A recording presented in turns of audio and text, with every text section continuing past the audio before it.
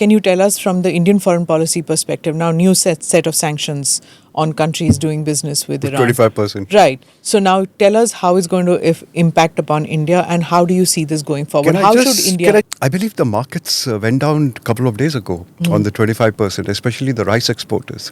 Yes. I believe Daawat, the big exporter of rice to Iran, I believe their prices dipped by a big margin.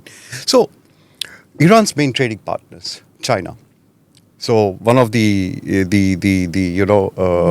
American strategy is to isolate or remove China from Iran, as they did in Venezuela. The Venezuela tactic also was to isolate and take out Russian and Chinese influence in the region, like Rubio says. Same in Iraq, same in Sudan. This is our region. This is our hemisphere. Don't come here. There? So, biggest trading partner, China. Second biggest, UAE. And then we come somewhere there. Third, fourth. Our trade has dropped because we stopped buying Iranian oil after the US secondary sanctions.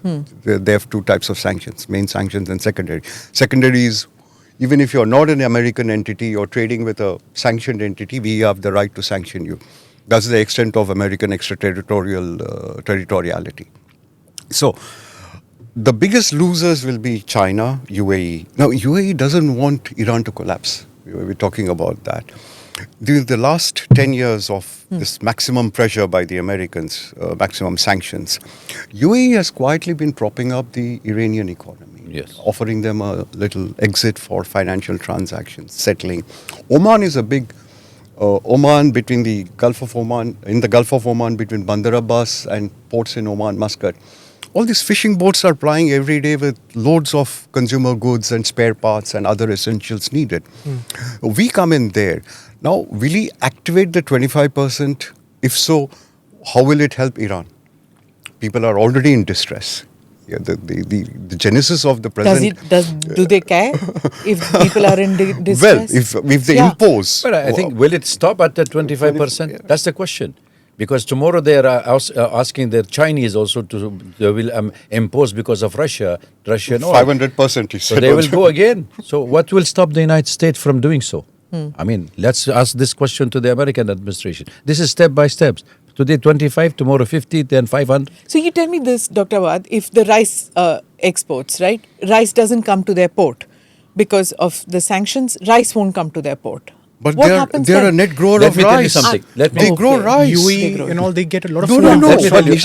They produce rice and wheat. But the symbolism that, more sanctions if you do, will that make the protesters tilt towards the regime and against America, or are they waiting for America to take action? Smita, you think the sanctions are meant against the government? Government living happily 24 hours, everything available. It's the people. The people, you want to destroy the middle class. The middle class people, Bazaar, when they went to the demonstration, I tell you something about Iranian. When the Bazaar goes into with the student, the regime toppled. The regime fall down in 1979. This time they reopen. They give a warning to the government. That is why the president came and told the hardliners, make sure, look, the Bazaar goes with the demonstrator, we are finished. So they knew that doesn't happen. So I think, in 1979, when the revolution has come, Iraq war started, Iraq-Iran, first Gulf War. Who gave the Iraqi regime all the datas, all the function, all the arms to attack Iran? It was the United States and France and the West who built all this for the Iranian and give. Secondly, it was not only that they have given to the West. Who sold? Because Iran was totally dependent, and Ambassador will agree with me, on the American weaponry, right?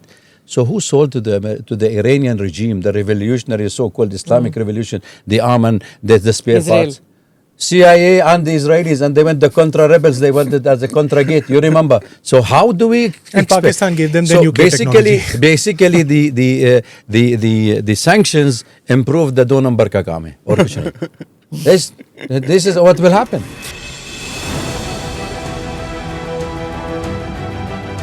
Namaste, Jai Hind. You're watching ANI podcast with Smita Prakash.